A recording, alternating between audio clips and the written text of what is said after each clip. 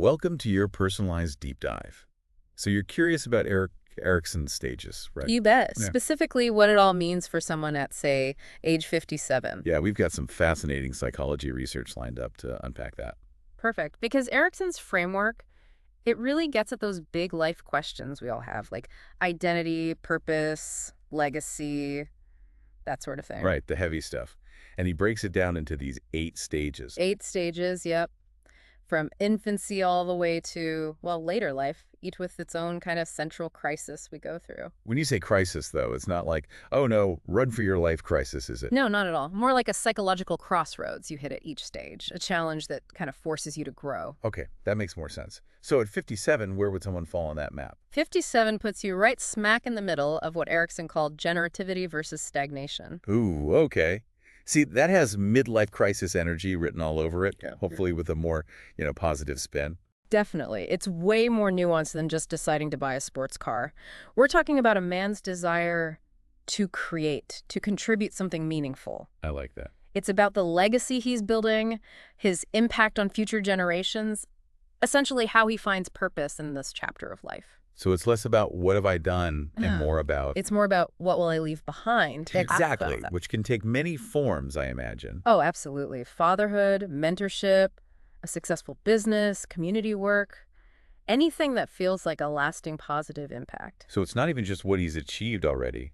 It's how he keeps contributing from here on out, right? 100%. And this is where it gets really interesting because, our brains are always rewiring themselves. Even in middle age, it's called neuroplasticity. I've heard that term. It means even at 57, a man has this huge capacity for growth, for change.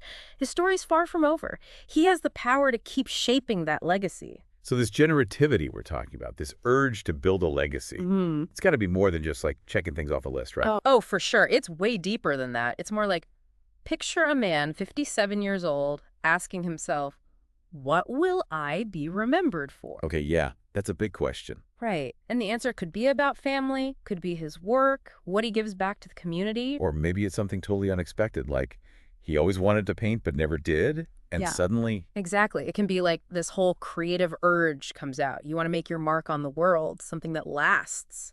Speaking of which, one of the things we read mentioned symbolic immortality.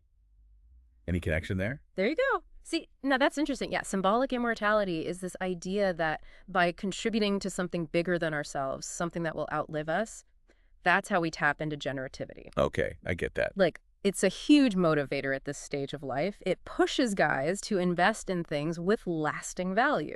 So not just a fancy car then, more like raising great kids, mentoring the next generation at work. Or even literally planting trees, right? Yeah. Something that'll give shade for generations to come. It's that powerful. Wow, when you put it that way, it's kind of poetic.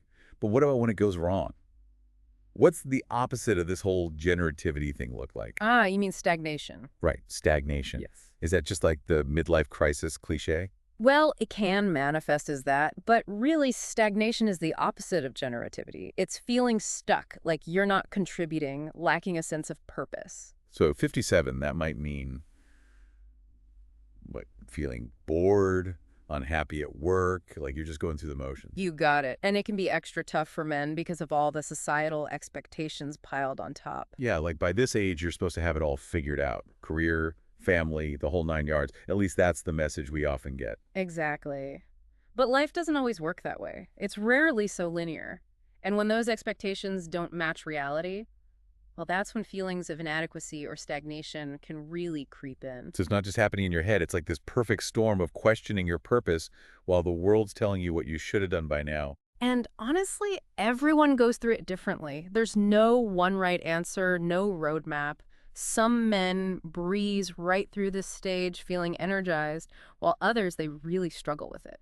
I guess that's reassuring in a way. It's not about checking all the boxes. It's about figuring out what actually resonates with you. It's a lot to process, Yeah.